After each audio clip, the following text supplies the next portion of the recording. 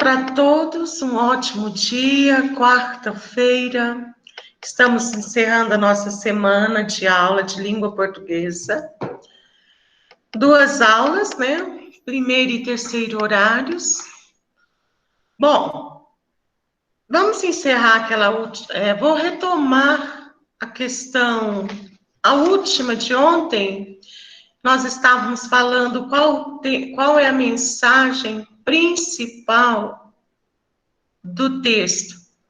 Lendo uma crônica literária, nós temos a ideia de que crônica é um texto que nasce do cotidiano, ele narra um fato do cotidiano.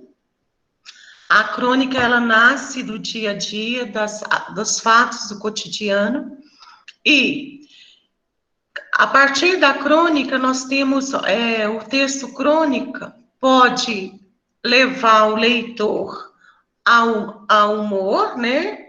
Ela é um texto de humor, porém, nessa crônica não existe humor, mas a crônica também é um texto para reflexão.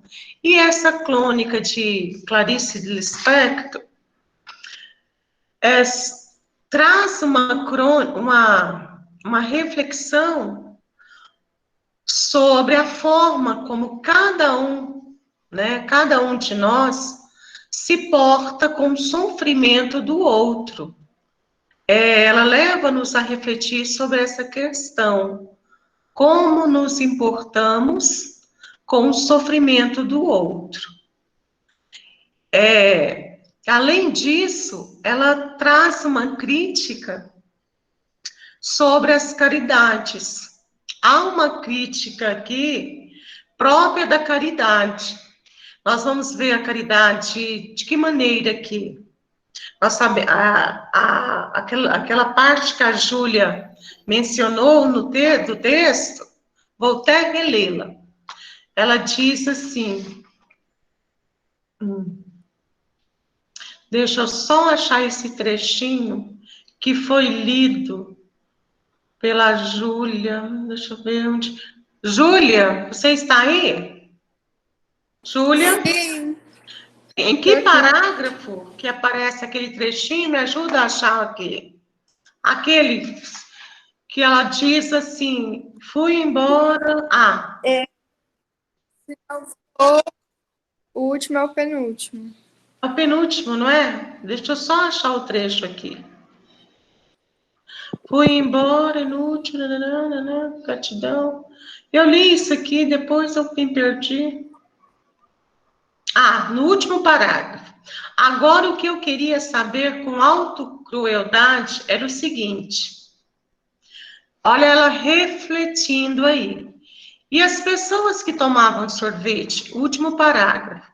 E as pessoas que tomavam sorvete?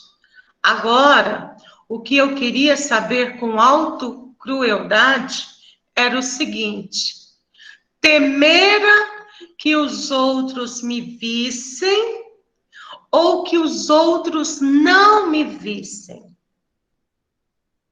Então, daí nós podemos pensar no ato de caridade. Ela fez um ato de caridade. Aqui ela leva a pensar o seguinte, que existem pessoas alheias, né, aos outros, alheadas à relação aos outros, né, em relação aos outros. Daí, turma, de certa forma, usam a pobreza dessas pessoas para fazer algo de bom, como ela fez. Ela ali, aquela necessidade do garoto, ela acabou atendendo, né, a vontade do menino, né, atendendo ao pedido do menino. E às vezes fazem isso para se sentirem melhor. Então, ela leva-nos a pensar sobre isso. A ideia de exibicionismo relacionado à caridade. Bom, eu sou uma pessoa bondosa, e isso me coloca num status na sociedade, um status, assim, social. Ah, aquela pessoa sempre está fazendo caridade. Há pessoas que se importam com isso. Aparecer.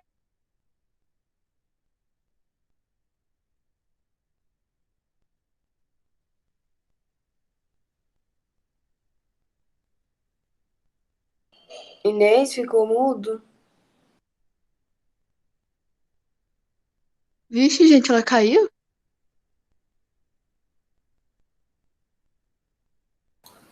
Eu acho que ela caiu.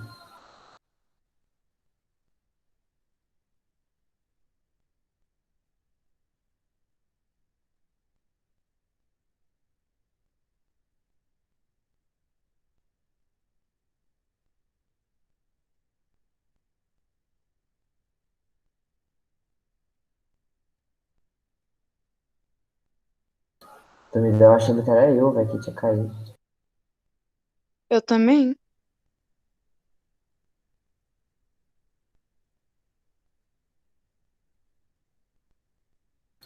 E ela saiu.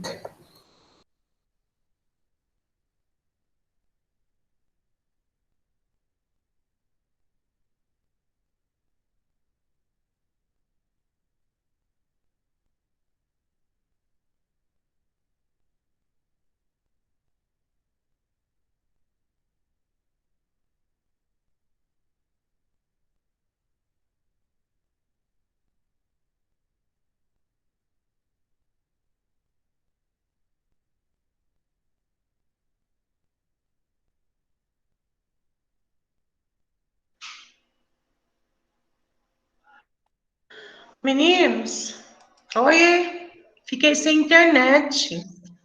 Vocês estão me ouvindo? Sim. Agora sim. Sim, ouvindo e te vendo. Depois da chuva, aqui em casa a energia está caindo toda hora. E a internet, assim, oscilando demais. Fez um estrago feio pro meu lado aqui. Fiquei um bom tempo sem energia, domingo. Fiquei praticamente a noite toda sem energia. E de domingo para cá a coisa está ficando complicada. Hoje mesmo, aí deu pane nos computadores aqui em casa também. Jesus amado, mas está tudo bem, vamos lá. Caindo aí, vocês sabem que o negócio aqui tá ruim, tá bom?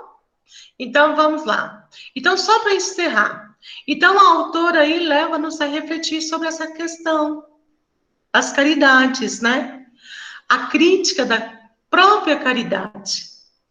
Caridade feita preocupando com o próximo, né? Aquela pessoa que realmente é caridosa, e as pessoas que usam a caridade para ter uma posição social. Quando ela faz aquela perguntinha, lá no último parágrafo, estava preocupada se alguém me visse ou, ou, ou não me vissem, né? Nossa, ela está ali dando uma caridade. Ficou envergonhada por estar com aquele garoto? Ou precisavam me ver porque eu estava fazendo caridade?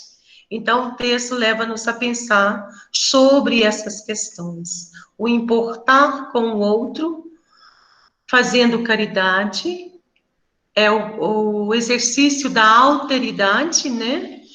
E a caridade por posição social, confere aí um procedimento que confere um status social. Bom, então fechamos aí a número 4 e vamos para a questão número 5. A número 5 é justifique a crase empregada nos trechos a seguir. Lá no texto aparecem dois empregos de crase. Eu passava pela rua, depressa, emaranhada nos meus pensamentos, como às vezes acontece. Como que eu justifico esse emprego aí, essa ocorrência de crase, nono? Por que houve a crase?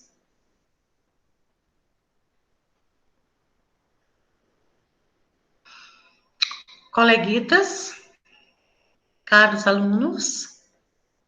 Ninguém fez essa? Nono, estão me ouvindo? Sim. Porque houve a crase. Crase é obrigatório nas locuções adverbiais femininas. Vocês precisam estudar mais a crase. Vão chegar nas redações e não vão saber empregar. Principalmente quem lê pouco. Porque quem lê bastante vai acostumar com as expressões que são obrigatoriamente, o uso é obrigatório, acostuma-se com as locuções, aí sim. Agora, quem não lê, sinto muito, não vai conseguir empregar a crase fazendo uma boa redação, não vai mesmo. E vocês sabem que é mecanismo linguístico, 200 pontos na redação do Enem, a competência, né? Crase, regência, concordância. É estudando que a gente aprende. É só estudando.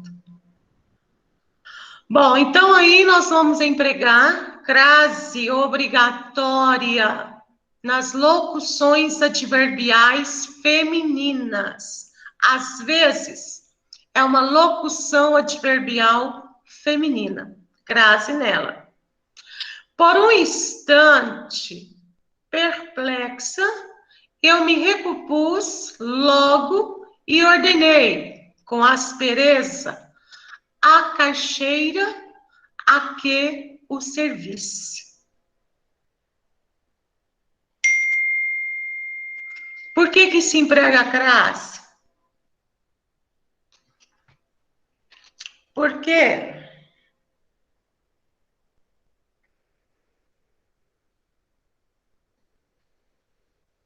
Turma? Antes do substantivo? Não. Tem um substantivo feminino aí, mas não é por causa dele só, não.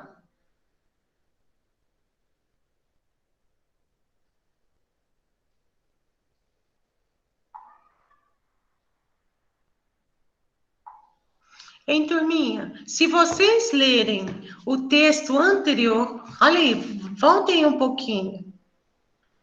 Palavra feminina, caixa. Mas não quer dizer.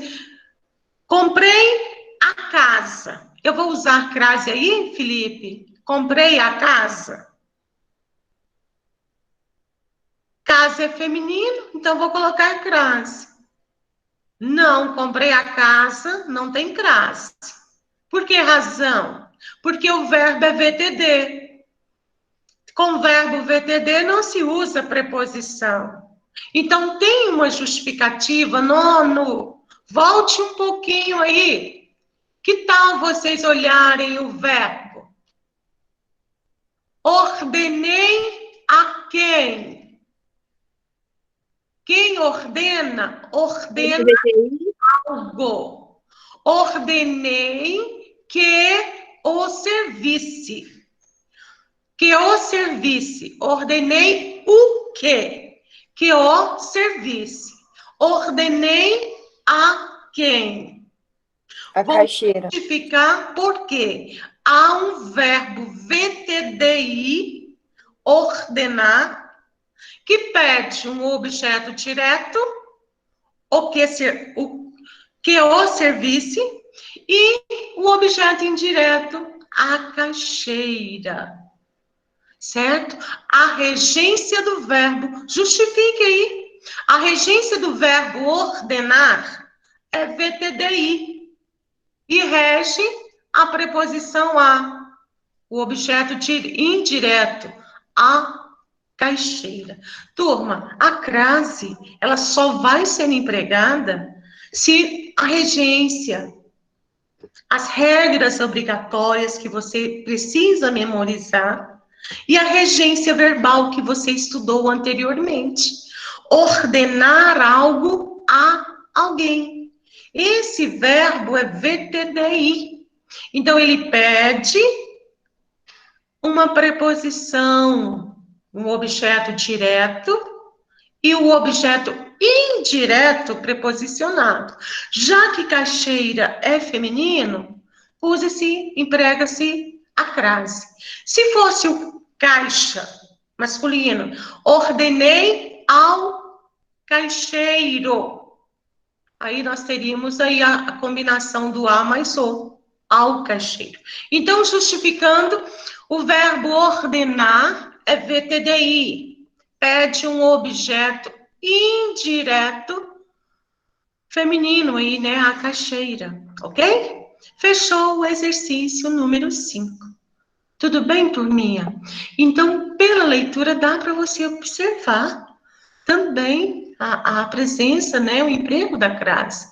O texto vai, a construção linguística, ela mesma te orienta, né? Você tem muita informação mesmo. Você já estudou transitividade, você já sabe que é uma palavra feminina, mas só eu não posso colocar diante de toda a palavra feminina, Felipe, a crase, certo? Há palavras femininas que eu não vou colocar a crase, porque não há a presença da preposição. Crase é a fusão de dois as. O a, preposição, e o a, artigo. Primeiro é necessária a preposição. Soma-se ao artigo, funde-se e emprega-se o acento grave. Ok, nono? Seguindo aí, nono. No trecho a seguir, grife a oração subordinada adjetiva. O texto lido é uma narração. Na narração aparece muito caracterizar, você delimitar significados, certo? Então, as orações subordinadas adjetivas aparecem muito nos textos narrativos. Aí nós temos uma oração subordinada adjetiva. Vamos grifá-la? O fato é que o pedido deste pareceu cumular uma lacuna, dar uma resposta que podia servir para qualquer pergunta, assim como uma grande chuva pode matar a sede. Bacana essa comparação, né? E aí, turminha? A linguagem da crônica ela é muito rica. Emprega-se muito da linguagem poética, figurada, né, nas crônicas literárias. E aí, nono, qual é a oração subordinada adjetiva? Que podia servir para qualquer pergunta. Muito bem, Júlia. O primeiro que, o fato é que, é conjunção subordinativa, introduzindo uma oração subordinada substantiva predicativa. Nós vamos estudar isso logo, logo. Já o segundo que é um pronome relativo que substitui resposta. A resposta podia servir para qualquer pergunta. Vocês viram que eu substituí a palavra que pela palavra resposta? A resposta podia servir para qualquer pergunta. Aí nós temos um pronome relativo. Gramaticalmente, o que é pronome relativo? Substitui a palavra resposta. Esse pronome relativo que exerce função de sujeito da oração, por isso que ele não é preposicionado, e introduz a oração subordinada adjetiva restritiva, que podia servir para qualquer pergunta. Tudo bem, nono? Assim encerramos. Para a próxima prova, vocês farão simulado, né, dia final do mês, e farão prova. Exercícios assim aparecerão na próxima prova, tá bom, turminha? Temos estudado bastante, mesmo nas nossas aulas online, nós temos conversado muito, estudado com muita dedicação. Quem está fazendo o exercício de dedicação tem visto isso, que as nossas aulas não estão sendo de qualquer jeito, não. Há muita informação para vocês, estamos trabalhando com seriedade, certo? Só não estamos tete a tete, olho no olho, né, na sala de aula, mas aqui estamos conversando sobre coisas muito importantes, né, a respeito da nossa língua, construção sintática. Sim, vou repetir, Natália. Eu ampliei aí para mostrar que se trata de um pronome relativo. A palavrinha que, o segundo que, o primeiro não. O fato é que isso não é pronome relativo, porque antes dele vem o verbo ser. Pronome relativo substitui um antecedente. Então, eu vejo a segunda ocorrência da palavra que. Dar uma resposta que podia servir para qualquer pergunta. A oração está nesse trecho. Ela se inicia com pronome relativo. Que podia, grife aí, que podia servir para qualquer pergunta. Que podia servir para qualquer pergunta. Essa é a oração subordinada adjetiva. Vem introduzida pela palavra que. O antecedente desse que é resposta. Ok, Natália? Se a professora tivesse perguntado qual é a função sintática do pronome relativo que introduz essa oração, você analisaria como sujeito. A resposta podia servir para qualquer pergunta. Ele fica no lugar do sujeito. Vocês perceberam isso, nono? Ele fica no lugar do sujeito. Daí ele exerce a função sintática de sujeito. Natália, deu para anotar, meu anjo? Tranquilo? Colegas, por nada, meu anjo, ficando com dúvida, pergunte mesmo. Nono, há alguma dúvida? Preciso voltar em alguma questão? Tranquilo? Questões de 1 a 6? Podemos encerrar? Podemos? Olha, eu disse para vocês o seguinte, quando a gente faz uma leitura ou tem um texto para análise, leve em consideração o enunciado das perguntas e leia o texto com bastante atenção. Sempre os títulos de texto, eles são feitos, criados, elaborados a partir do que foi escrito. Então, o título, ele já antecipa algo para a gente. Vocês se lembram do artigo que vocês leram na prova? Você não precisa de seus aparelhos portáteis? Vocês se lembram disso? Na prova, não prova de recuperação, a prova do teste do terceiro bimestre. Prova não, teste. Lá, a primeira perguntinha, eu estou aqui com essa atividade avaliativa, né? No artigo lido, qual é o ponto de vista defendido do autor, pelo autor? Qual é o ponto de vista, qual a ideia, a opinião dele? O texto não falava de tecnologia. Apesar que os aparelhos portáteis, eles são tecnologia. Mas, turma, ele não escreveu para falar sobre tecnologia. Ele falou sobre os que nós podemos viver bem sem os aparelhos portáteis. portáteis. Ele falou, foi disso no texto. Depois você retome o texto e leia. Grande parte dos alunos perdeu essa questão. Por quê? Falaram de tecnologia. O autor está falando dos aparelhos portáteis. Qual é o ponto de vista dele? Que nós podemos viver bem sem os aparelhos portáteis.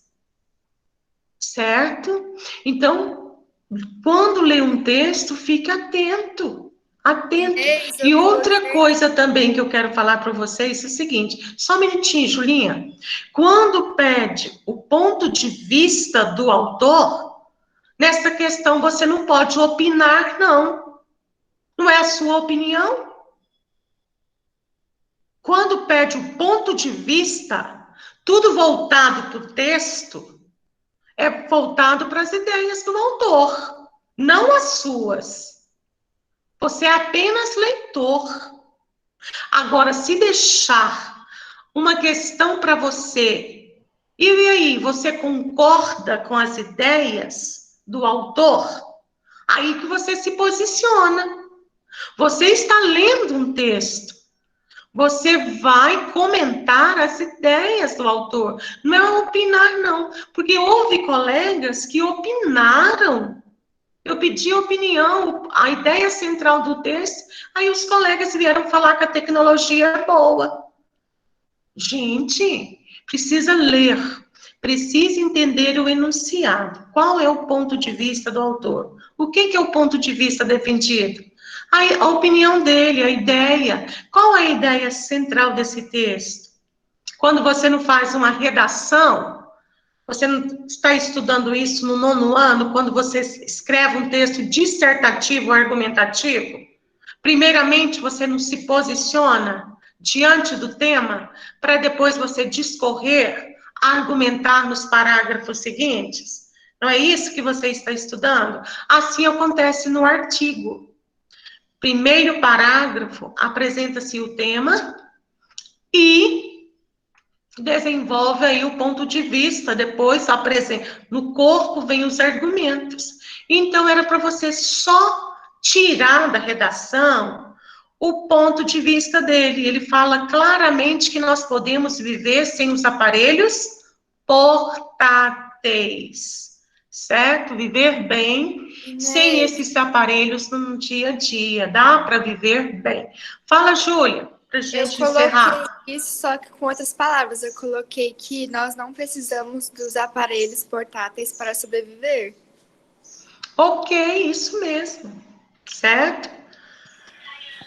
A gente não precisa deles, conseguimos viver sem eles, certo? Vivemos bem, né? Obviamente que eles enriquecem, facilitam a nossa vida. O autor sabe disso também. Porque ele fala lá do GPS, o quanto que o GPS facilita, certo? O nosso dia a dia, o quanto que o celular, essas questões aí no nosso dia a dia facilitam, mas a gente consegue viver sem. Até então todo mundo vivia bem, sem, alguns anos atrás, sem GPS, sem celular, né? Gerações anteriores.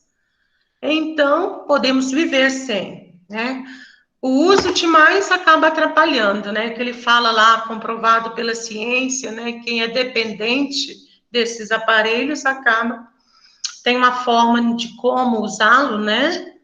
Ele fala aqui no texto também, o funcionamento do lobo frontal, a última área do cérebro a se desenvolver, a primeira a se degradar com a idade. Isso aí ele comprova pela ciência, alguns aspectos aí falados no texto. Bom, turminha, é só isso que eu quero falar para vocês. Quando fizer uma leitura de texto, desenvolver algumas questões, leia com bastante atenção os enunciados. O enunciado é a forma de dialogar com vocês. Uma prova, o professor dialoga a partir dos enunciados, orientando o que você precisa fazer, certo? Uma leitura atenta.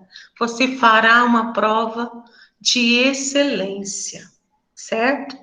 Bom, então, nono, no próximo horário, eu vou introduzir conteúdo novo. Eu vou gastar esses 15 minutinhos que faltam trabalhando com vocês uma atividade da apostila. Vocês chegaram a fazer aqueles exercícios, testes que foram propostos para vocês dias atrás? Fizeram? Júlia, confirma aí. Sim, né? Lelita, confirma aí a página, por favor. Nossa apostila... Página 41, 42, 43, 44 e 45. Do 18 até o 26, resumindo. Nós não vamos... Obrigada. 41 a 45. Bom fazer, porque nós teremos simulado logo, logo, né? E vamos trabalhar alguns exercícios aqui. Começa na página 42. Nós vamos começar a partir do exercício 19. Vamos lá?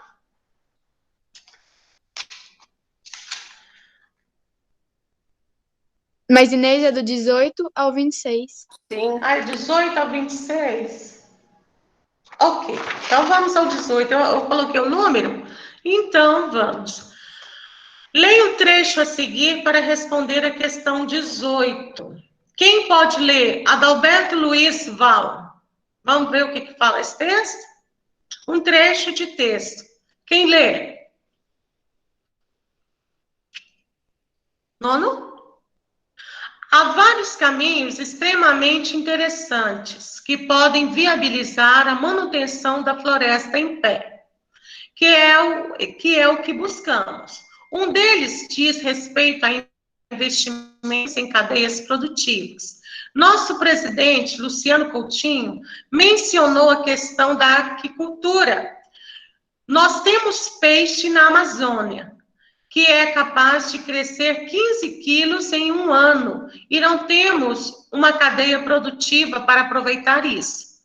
Outro comentário é sobre a questão de recursos humanos para educação, ciência e tecnologia. Não adianta falarmos em ciência e tecnologia se não fixarmos recursos humanos qualificados na região. Precisamos criar um mutirão nacional para formar mestres e doutores capazes de pensar a Amazônia e de novas formas jurídicas para fixar recursos humanos na região. Para tanto, é necessário criar formas mais flexíveis para levar e fixar pessoal capacitado na Amazônia. Aí segue a fonte, o site, né, de onde foi retirado esse fragmento lido. Bom, a respeito do texto, questão 18. Nosso presidente, Luciano Coutinho, mencionou a questão da aquicultura. Nós temos peixe na Amazônia que é capaz de crescer 15 quilos em um ano e não temos uma cadeia produtiva para aproveitar isso. No trecho anterior, o debatedor utiliza a seguinte estratégia argumentativa. Ele utiliza exemplificação com dados colhidos da realidade, contra-argumentação, raciocínio por causa e efeito, apresentação de dados numéricos. Que item que nós vamos... Item A. Ele exemplifica. Felipe, nós estamos na apostila, página 42, questão 18. Apostila 3, página 42, exercício 18. Então, o item é o item A. Vocês devem ter visto em redação algumas estratégias, né, que nós podemos utilizar para trabalhar os argumentos, para comprovar, para justificar um ponto de vista. E aqui o autor do texto,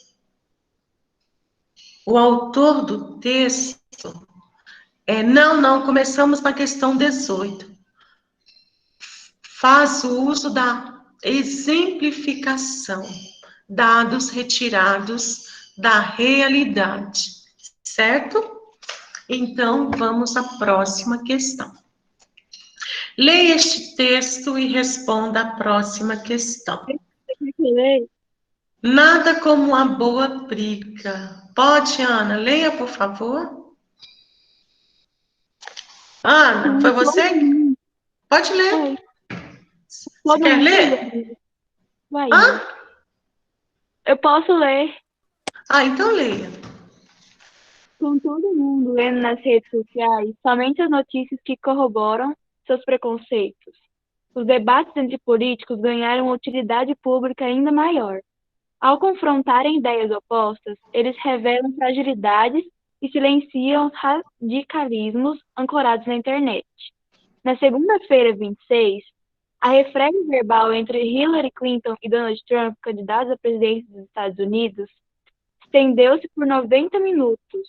O republicano Trump escorregou ao dizer que não pode divulgar as declarações de imposto de renda e ao negar ter sido a favor da guerra do Iraque. A democrata Hillary não explicou por que passou a criticar os tratados de livre comércio, os quais sempre defendeu. À vista de todos, nenhuma mentira ficou impune. As afirmações foram conferidas simultaneamente por equipes de jornalistas. Abastecido por eles, o moderador Lester Holt, da NBC, interpelou as equipes de jornalistas, interpelou várias vezes os dois rivais sobre as falsidades que tinham acabado de dizer. A transparência e a rapidez deixaram tudo mais empolgante e atraíram 84 milhões de espectadores nos Estados Unidos. Apesar do risco de corrigir algo que esteja certo, a checagem dos fatos em tempo real entusiasmou canais de televisão brasileiros que pensam em reproduzir a iniciativa. Ficou a impressão de que, na era da popularização virtual, a democracia não perdeu vigor, como se especula aqui e ali, está apenas sendo reinventada. Ok.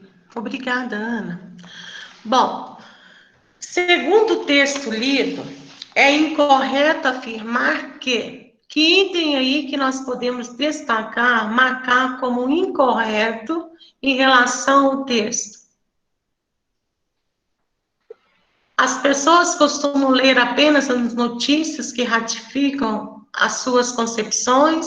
A internet é um canal que pode contribuir para disseminar as intransigências humanas. Os debates políticos robustecem os preconceitos dos internautas.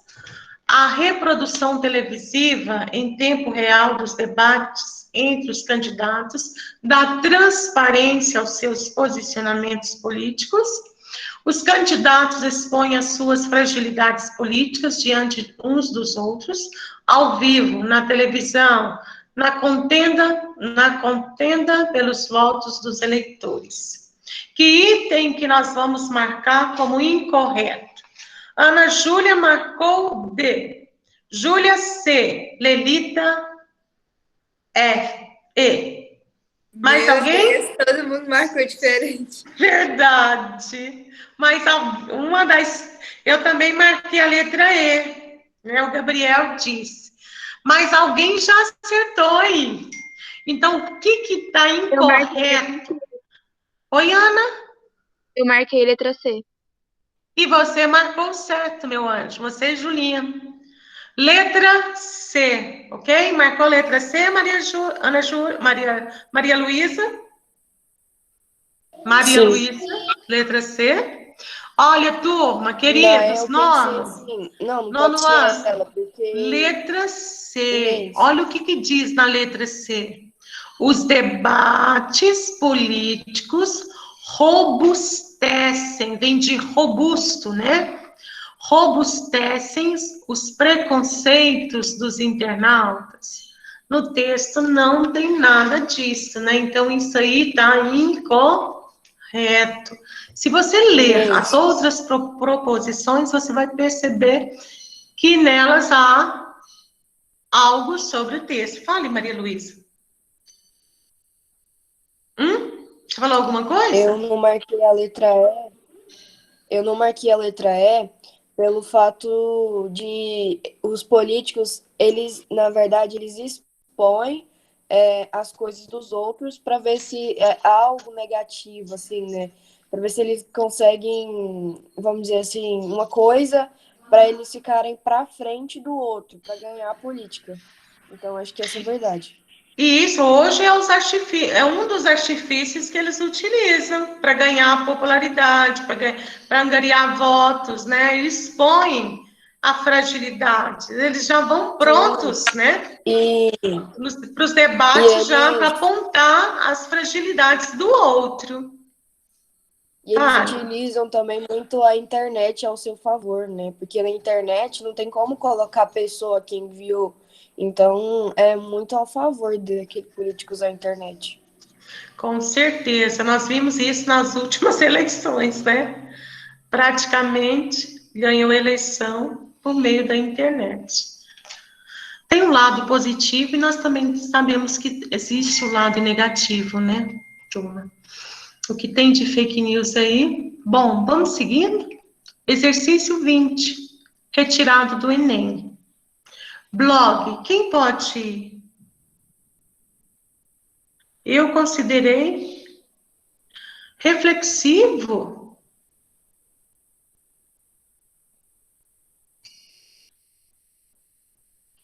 Ah, sim. Mas faltou, poderia ser reflexivo quando se usa o pronome reflexivo. Aí não tem, Gabriel. Daí foi uma falta de atenção mesmo, um cuidado, né, maior na hora da leitura.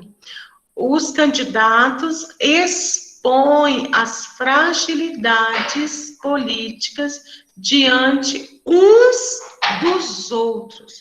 Um acusa o outro e vice-versa, certo? Bom, então, blog, o texto que nós temos para análise. Alguém ler? Eu posso ler? Sim, Natália. Blog é concebido como um espaço onde o blogueiro é livre para expressar e discutir o que quiser na atividade de sua escrita, com escolha de imagens e sons que compõem o todo do texto vinculado pela internet, por meio dos posts. Assim, essa ferramenta deixa de ter como única função a exposição de vida ou a rotina de alguém, como em um diário pessoal, função para qual serviu inicialmente e que o popularizou, permitindo também que seja um espaço para discussões de ideias, trocas e divulgação de informações. A produção dos blogs requer uma relação de troca, que acaba unindo pessoas em torno de um ponto de interesse comum. A força dos blogs está em possibilitar de qualquer pessoa, sem nenhum conhecimento técnico, publique suas ideias e opiniões na web e que milhões de outras pessoas publiquem comentários sobre o que foi escrito, criando um grande debate aberto a todos. Ok, a linguagem dos blogs e as redes sociais, de Lopes. Bom, a respeito desse texto, de acordo com o texto, o blog ultrapassou sua função inicial e vem se destacando como... Que item que nós vamos marcar? Ok, todo mundo marcou correto. Espaço para exposição de opiniões e circulação de ideias. Turma, Então, aí nós fechamos a nossa aula, já são 8h50. Quando retornar, creio que vou corrigir as questões de texto, né? Vem depois algumas de gramática. Corrijo mais umas 3 e nós entramos em conteúdo novo, tá bom? Então, até daqui a pouco. A gente se vê às 10. Tchau, Tá? gente. Até. Tchau, tchau. Até mais. Tchau.